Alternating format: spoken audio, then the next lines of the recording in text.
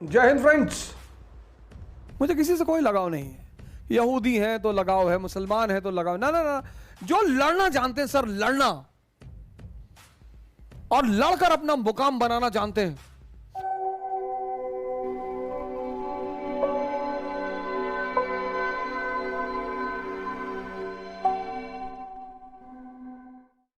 और किसी को भी दौड़ा लेने की क्षमता रखते हैं। यहूदियों के बाद अगर मुझे किसी से लगाव है तो सिखों से, बहुत बहुत। उसकी सबसे बड़ी वजह है कि मैंने किसी सरदार को आज तक भीख मांगते हुए नहीं देखा। मस्जिद के बाहर बैठे हैं, अल्लाह के नाम पे दे दे, मंदिर के बाहर बैठे हैं, भगवान के नाम पे दे दे। लेकिन सिखों ने यह साबित कर दिया कि गुरु के रास्ते पे जो चलेगा वो भीख नहीं मांगेगा। सिखों ने यह साबित कर दिया कि गुरु जरूरी है। भगवान तो है ही, लेकिन भगवान और इंसान के बीच की जो कड़ी है वो गुरु है। बहुत सारे लोग पूछते हैं जीवन का उद्देश्य क्या है, जीवन में क्या करना चाहिए। अगर आप उनसे कहो सेवा करना चाहिए, बोलेंगे साहब हमारे पास कुछ खाने को नहीं, हम कैसे सेवा करेंगे। यानी सेवा करने के लिए जो दूसरी जरूरी चीज है वो है शक्ति।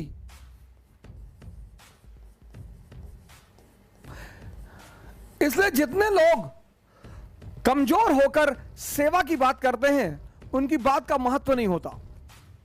जितने लोग कमजोर होकर प्रेम की बात करते हैं उनकी बात का महत्व नहीं होता। बहुत सारे लोग, बहुसंख्यक कमजोर होकर अगर तुम प्रेम की बात करोगे, तुम्हारे प्रेम का कोई मूल्य नहीं होगा। इसलिए जब तुम कमजोर हो तो प्रेम की बात करो ही मत, उसका कोई मूल्य नहीं होगा, उसकी कोई वैल्यू नहीं होगी। जीवन में आपके दो चीजें पैरेलल चलेंगी। आपके जीवन में एक चीज पैरेलल चले, आपका उस पर कोई वश ही नहीं होगा, कोई जोर ही नहीं होगा, वो चलेगी, आप नहीं चाहेंगे तो भी चलेगी, और वो है नाटक।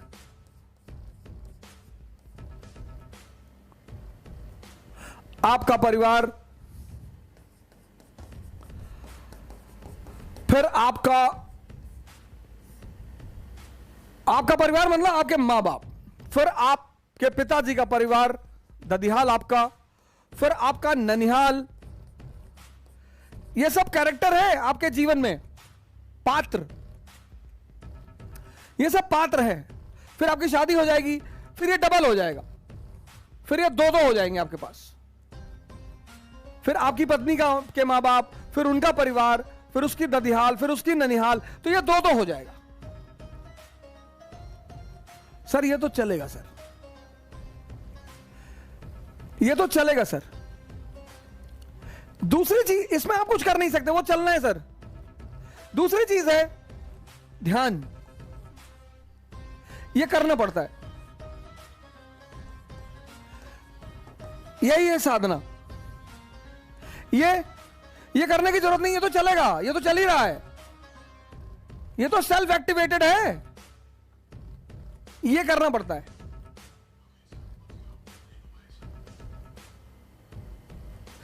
ध्यान का एक मतलब यह है कि लगातार इस चल रहे नाटक को देखना,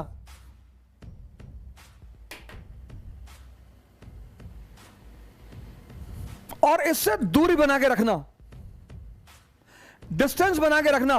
तो जो दूरी आप बनाओगे तो ऊर्जा बचेगी, वही आपकी शक्ति के विकास में सहायक होगी। और यह साधना जब अपने चरमोत्कर्ष में पहुंच जाएगी तो आप समाधि में चले आएंगे। अब इस समाधि के इतने सारे नाम दिए हैं लोगों ने रिलीजन में, ये सब इंटरकनेक्टेड है सर, ये सारी चीजें इंटरकनेक्टेड हैं, इसको आप अलग कर ही नहीं सकते। भगवान सबकी सेवा करते हैं, सबकी मनोकामना पूरी करते हैं, क्योंकि शक्तिशाली है ना, ओमनीपोटेंट। फिर मनुष्य बहाना बनाता है कि यार भगवान तो भगवान है भैया, हम थोड़ी भगवान हो सकते, हम तो भिखमंगा बनने के लिए पैदा हुए भैया। फिर तो बात ही खत्म हो गई, फिर तो मुद्दा ही खत्म हो गया।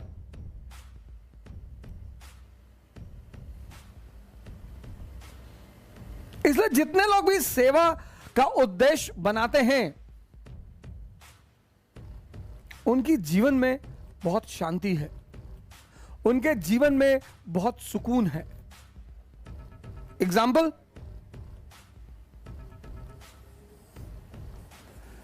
एपीजे कलाम, क्या जीवन रहा है इनका।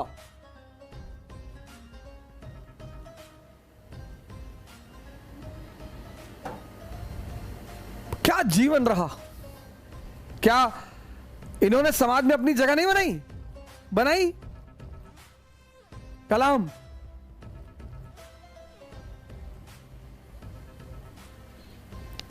एयरफोर्स ज्वाइन करना चाहते थे, दुर्भाग्य से नहीं ज्वाइन कर पाए। दुर्भाग्य, इनका मानना था दुर्भाग्य, लेकिन कितना बड़ा सौभाग्य था इनका। प्रेसिडेंट के पद से हटे, पढ़ाने लगे। वो जब भी सेमिनार लेने आते थे कहीं भी, तो मैं उनके सेमिनार जरूर देखता था, और उनके सेमिनार्स इतने नॉलेजेबल होते थे। मतलब प्रेसिडेंट पोस्ट से हटने के बाद जो आदमी पढ़ा रहा है, सेमिनार कर रहा है, स्टूडेंट्स को मोटिवेट कर रहा है, और इन्होंने एक किताब लिखी जो इंडियन गवर्नमेंट को कंपलसरी करनी चाहिए क्लास 10th में।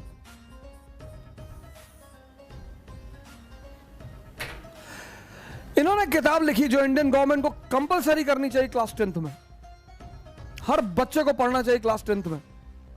Ignited minds.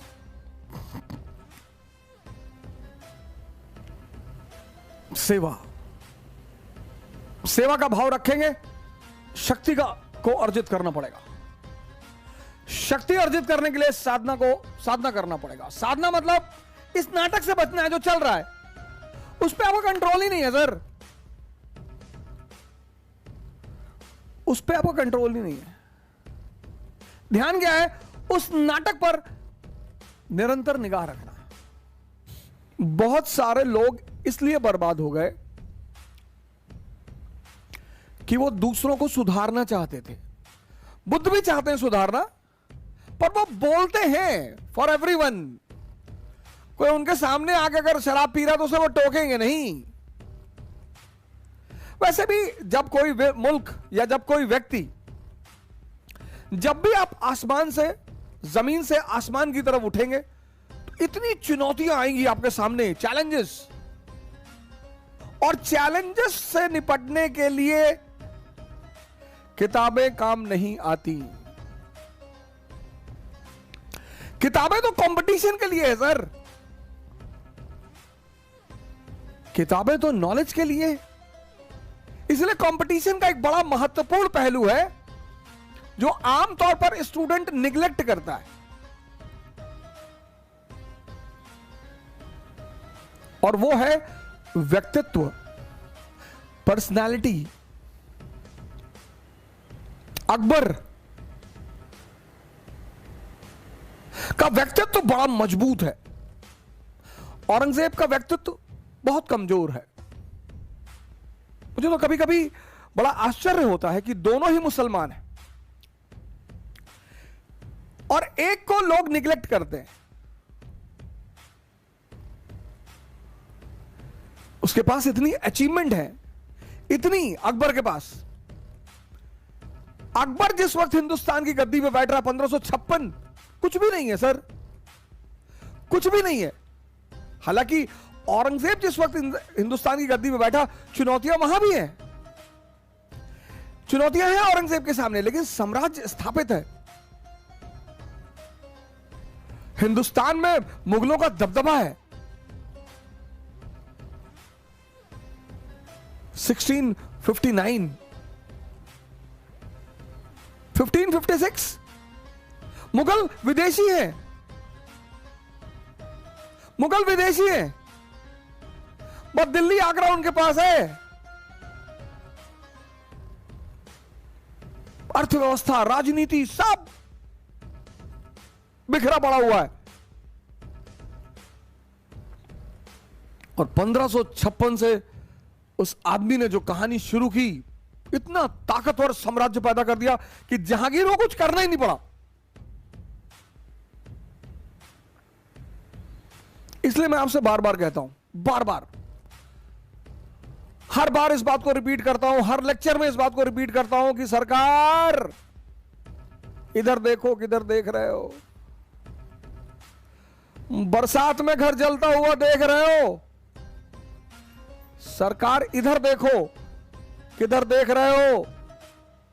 ध्यान करो, योग करो।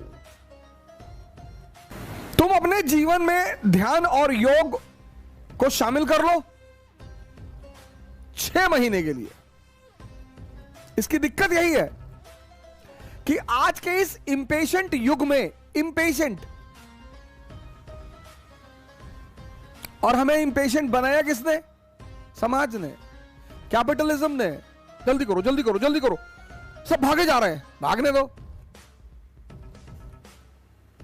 शमशान में भागने को किसी को जल्दी नहीं है।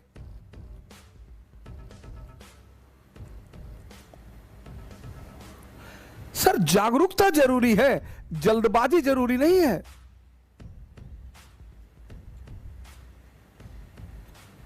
अस्सी 80% लोगों ने अपने दिमाग को बिखरा दिया है। 80% लोगों ने, 80% लोगों ने अपने दिमाग को बिखरा दिया है। और बिखरे हुए दिमाग की तुलना सरसों के दाने से की जाती है।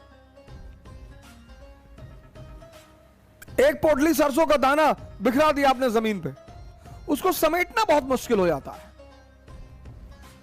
बस वो हाल दिमाग का भी है।